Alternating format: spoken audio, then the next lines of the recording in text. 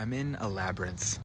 It's hard to see in the dark, but there's a pattern of stones that you're meant to walk contemplatively. And when I was younger, I came here and walked them contemplatively. But the problem is I didn't have the patience to make it into the center of the labyrinth, and I would just cheat and walk into the middle because I could understand the pattern and I was ready to move on to the next thing.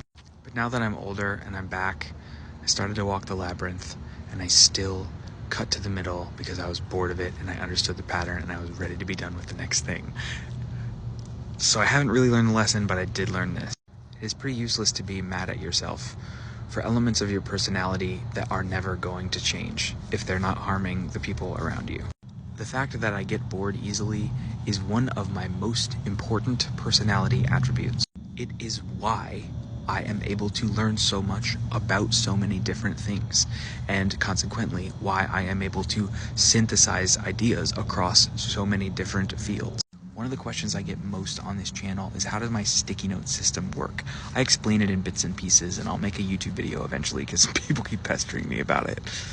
But what people don't ask is, how do I maintain interest in reading all of these books over time? And the short and simple answer is, I trust my intuition and I follow my nose, and if I am bored with a book, it is a slog, I give myself full permission to set it down and return to it when I am energized and excited about it, because that's when I'm going to be learning most and most invested in what that author has to say, most willing to let that author's perspective change me and my perspective. Sometimes boredom is a lack of discipline. That is true. I did cultivate a reading habit on purpose. It didn't just happen. But boredom in that process was an asset. It's been about 9 years since I've been in this labyrinth, and I spent a lot of those 9 years being mad at myself for elements of who I am that simply will never change. Imagine all the things I could have done with all the energy I spent mad at myself. I might be one of the most nerdy people you encounter, and like my graduate school professors gave me permission, I'm giving you permission now. Skip to the middle.